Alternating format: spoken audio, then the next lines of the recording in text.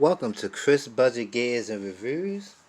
Today we are going to be taking a look at the Springco Recoil Solutions buffer spring for the AR-15. Now this is their intermediate. We're going to get to their different classifications of what the color codings mean in a second. But we're going to talk about why this may be a very good investment for your AR-15, especially if you have an overgas AR-15. But before we open it up and talk more in depth about it, we're going to go to their website and we're going to take a look at some of the advantages that they have listed on their website to kind of give you a better explanation of what the Springco spring is and how it can be an advantage in your AR-15.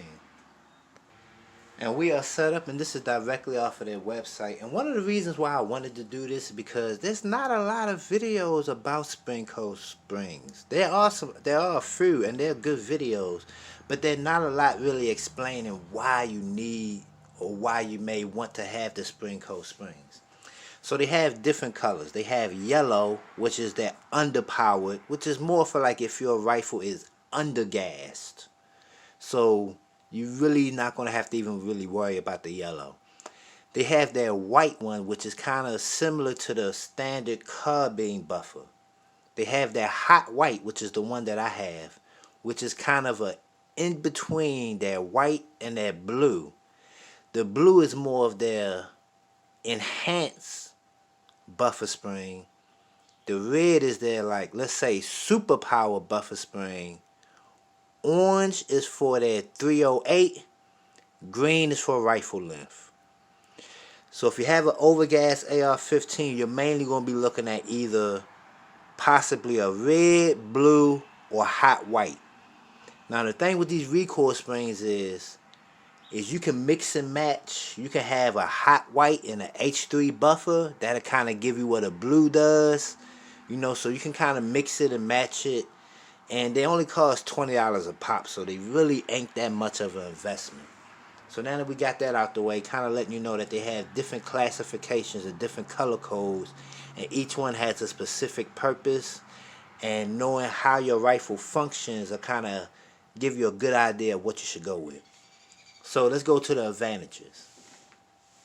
Increased lock time for faster sight recovery and platform stability. Consistent spring pressure throughout the duty cycle of the spring, resulting in fewer malfunctions related to spring operation, especially Type 3 malfunctions. Improved and consistent cyclic operation. Spring will not change performance for many hundreds of thousands of rounds. Greater resistance to heat-induced performance degradation. Reduced cyclic rate. Enhanced or extra power springs, and eliminate bolt bounce with optimal spring buffer weight selection. Reduce operating costs as replacement springs are not needed during the life of your upper receiver assembly. Less downtime and fewer trips to the armor for spring replacement. In fact, this will most likely be the only buffer spring you will need for the duty cycle of your carbine or rifle. Correct spring selection works reliable, consistently, and virtually indefinitely in all properly built and maintained AR platforms. So that's some of the advantages that you get with the Springco spring. So the main important thing is to find the right balance. That's why I went with the hot white. I didn't want to go with blue. I went with the hot white. Kind of in between the white and the blue, and I let the buffer do most of the work.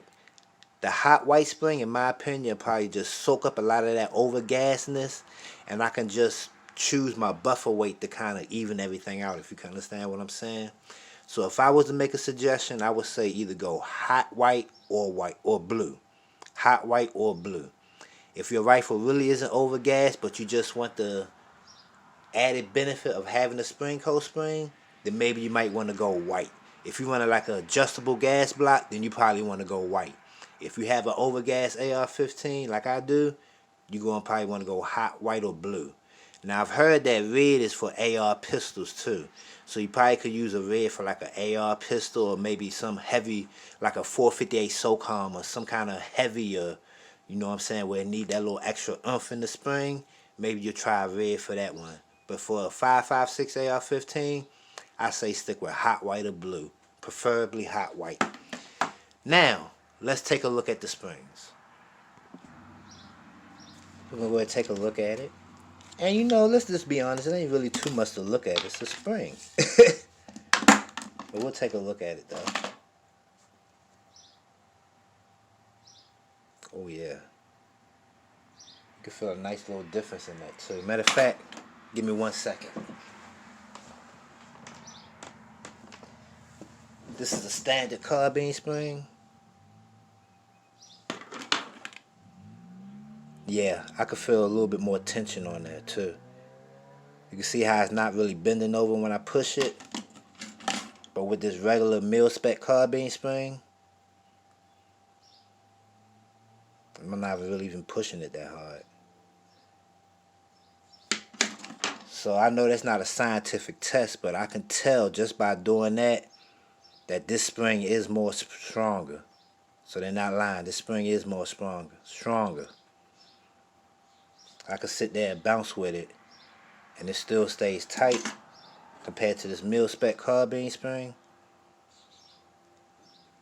So we're looking good on that. I'm kind of impressed with that. I'm going to take this to the range this weekend, and we'll have a full range report, and I can give you a range report. Matter of fact, I'm going to do my own little comparison, because what I'm going to do is,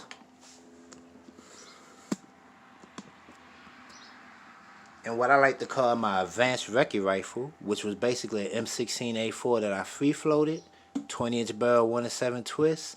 I'm going to run the Springco spring with an H1 buffer.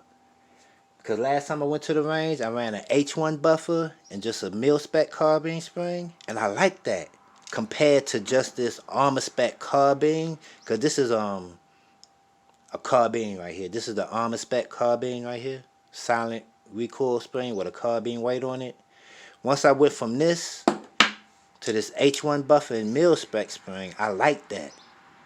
So I already pretty much sure that once I go to this H1 buffer and this Springco spring, that's going to be perfect for this 20-inch. Then I also have my dissipator, which is super duper overgassed. I'm going to run, once again, a Springco spring. And I got my Odin Works adjustable buffer. I'm going to start out at H3. And we'll go from there. If I need to drop it down to an H2 or H1, we'll go from there.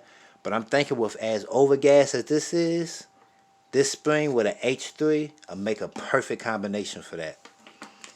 So, that's all we got with that. The Springco spring. I like it. Looks good. Compared to a mil-spec spring, I think we got a winner. We'll take it to the range this weekend. We'll see how it performs, see how the recoil feels, and I give y'all an update. Make sure y'all stay tuned for that. Y'all be blessed, be safe. I'm out.